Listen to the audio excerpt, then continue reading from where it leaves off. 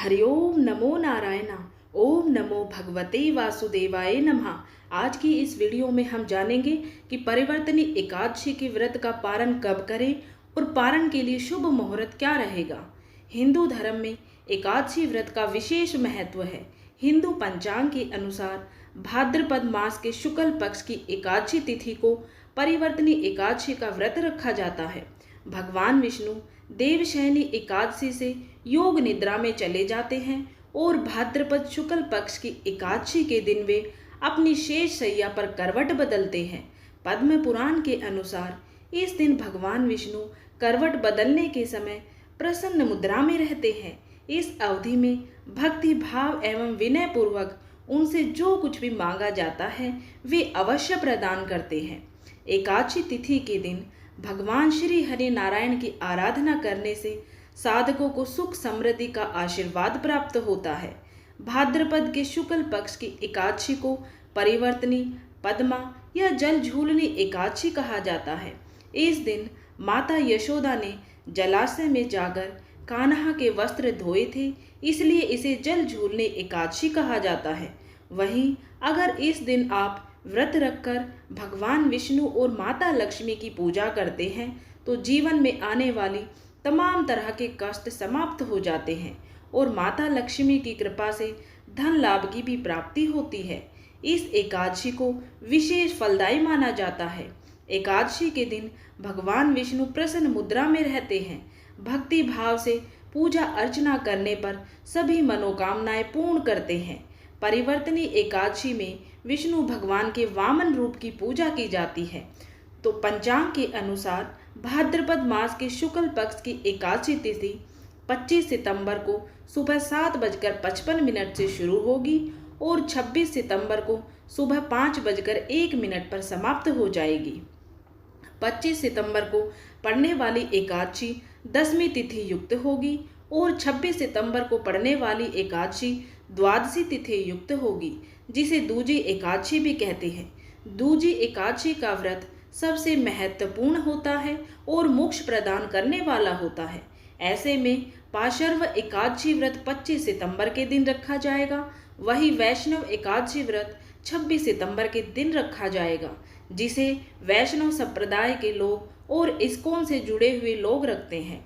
अगर एकादशी के दिन दसवीं तिथि भी लगी हो तो उस दिन सभी गृहस्थ जनों को व्रत रखने की सलाह दी जाती है, लेकिन कोई भी गृहस्थ हो वो दूजी एकादशी का व्रत भी रख सकते हैं, क्योंकि सिर्फ ध्यान रखना होता है कि व्रत अगले दिन शुभ मुहूर्त में ही खोला जाए। पंचांग के अनुसार 25 सितंबर के दिन सर्वार्थ सिद्धि योग और रवि योग का निर्माण हो रहा है। इस दिन रवि योग सुबह 6:11 से सुबह 11:55 तक रहेगा और इसके बाद सर्वार्थ सिद्ध योग शुरू हो जाएगा। वही इस दिन उत्तराषाढ़ा और श्रावण नक्षत्र का भी निर्माण हो रहा है, जिन्हें मांगलिक कार्यों के लिए श्रेष्ठ माना जाता है। एकादशी व्रत के पारण का शुभ मुहूर्त क्या रहेगा और कब किया जाएगा।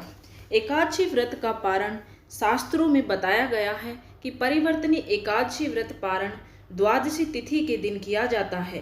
पंचांग के अनुसार पाशर्व परिवर्तनी एकादशी व्रत का पारण 26 सितंबर दोपहर 10:45 से दोपहर 11 बजे तक किया जाएगा, क्योंकि 10:45 से पहले हरिवासर का समय रहेगा। 26 सितंबर को हरिवासर का समय सुबह 10:11 पर खत्म होगा। वहीं गौण पाशर्व एकादशी व्रत का पारण 27 सितंबर को सुबह 6:20 से सुबह 6:40 के बीच किया जाएगा। यानी कि जो लोग 26 सितंबर को एकादशी का व्रत रखेंगे वो 27 सितंबर को पारण करेंगे। उसके बाद त्रयोदशी तिथि प्रारंभ हो जाएगी, तो आप शुभ मुहूर्त में ही अपना व्रत खोल लें। एकादशी व्रत का पारण कैसे करें। एकादशी के व्रत को समाप्त करने को पारण कहते हैं। एकादशी व्रत के अगले दिन सूर्योदय के बाद पारण किया जाता है। एकादशी व्रत का पारण द्वादशी तिथि समाप्त होने से पहले करना अति आवश्यक है। यदि द्वादशी तिथि सूर्योदय से पहले समाप्त हो गई हो तो एकादशी व्रत का पारण सूर्योदय के बाद ही होता है। द्वादशी तिथि के भीतर पारण न करना पाप करने के समान होता है, इसलिए एकादशी व्रत का पारण हरिवासर के दौरान भी नहीं करना चाहिए।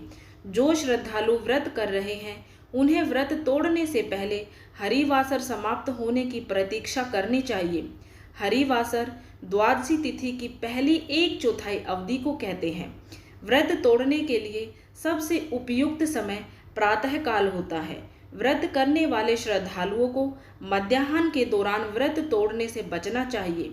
कुछ कारणों की वजह से अगर कोई प्रातःकाल पारण करने में सक्षम नहीं है तो उसे मध्याह्न के बाद पारण करना चाहिए। एकादशी व्रत का पारण पूजा के दौरान भगवान विष्णु को चढ़ाए गए भोग को ग्रहण करके ही करें। व्रत खोलने से पहले स्नान करके साफ वस्त्र धारण करें और भगवान श्री हरि नारायण की पूजा करें। सूर्योदय के बाद ही व्रत का पारण किया जाता है। अब चलिए सुनते हैं वामन द्वादशी की कथा।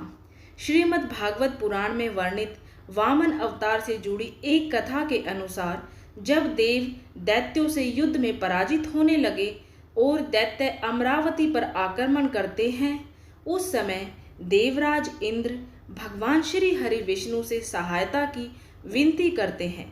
विष्णु भगवान जी इंद्र को सहायता करने का वचन देते हैं एवं कहते हैं कि असुरों का विनाश करने के लिए वो माता अदिति के गर्भ से वामन रूप में जन्म लेंगे। इंद्र को दिए गए वचन के अनुसार भाद्रपद मास के शुक्ल पक्ष की द्वादशी तिथि को भगवान श्री हरि नारायण ने ऋषि कश्यप की पत्नी अदिति के गर्भ से वामन अवतार में जन्म लिया। कश्यप ऋषि उनका उपनयन संस्कार करते हैं तो उस समय महर्षि पुलह ने यज्ञोपवीत, मरीचि ने पलाश दंड, अगस्त्य ने मर्ग चर्म, सूर्य ने छत्र, आंगिरस ने वस्त्र, भृगु ने खड़ाऊ, अदिति ने कोपिन, सरस्वती ने रुद्राक्षमाला एवं कुबेर ने वामन देव को भिक्षा पात्र भेंट किया। इसके पश्चात भगवान वामन पिता से अनुमति लेकर राजा बलि के पास पहुँचे, जो उस समय नर्मदा नदी के उत्तरी तट पर अंतिम अश्वमेध यज्ञ कर रहे थे। उस समय पूरी पृथ्वी पर राजा बलि का राज्य था। वह भगवान विष्णु के परम भक्त थे। राजा बलि प्रहलाद के पौत्र थे, इसलिए विष्णु भक्ति उनमें सहज ही थी। अपने बल से उन्होंने इंद्र को भी परास्त कर दिया। स्वर्ग पर असुरों के राज से भगवान इंद्र भयभीत हो गए और भगवान विष्णु से सहायता मांगी। तब भगवान श्री हरि नारायण ने कश्यप और अदिति के घर वामन रूप में जन्म लिया। वामन देव ने ब्राह्मण का वेश धारण कर राजा बलि से भिक्षा मांगी। उन्होंने भिक्षा में 3 पग भूमि की मांग की। इस पर राजा बलि ने बिना अधिक विचार किए वामन रूप को 3 पग भूमि दान में देने का वचन दे दिया। इसके पश्चात भगवान वामन ने 1 पग में स्वर्ग, दूसरे पग में पृथ्वी को नाप लिया और अभी भी तीसरा पग रखना शेष था। यह देखकर राजा बलि अत्यंत ही आश्चर्यचकित हुए, किंतु वो अपने वचन पर अड़िग रहे। ऐसे में उन्होंने भगवान के आगे अपना सिर रख दिया। भगवान वामन ने जैसे ही राजा के सिर पर अपना पग रखा तो वे पाताल में चले गए। राजा बलि के वचनबद्धता को देखकर भगवान वामन अत्यंत प्रसन्न हुए और उन्हें पाताल लोक का स्वामी बना दिया। इसके अलावा उन्होंने देवताओं की सहायता कर उन्हें पुनः स्वर्ग पर अधिकार दिलाया।